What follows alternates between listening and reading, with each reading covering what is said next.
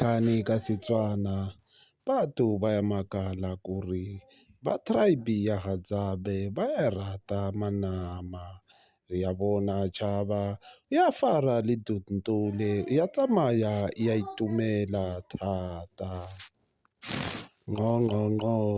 yena iyabhaya manama atala lo pizza kuyabonakala ku karhi mathorho ya muthu Dombotota pheketlepheketle yona ya dya livula la marubisi ya vonala ku ri i ya le enjoya thata ku ya vonala ku ri va Hadzabe va yi rata manama thata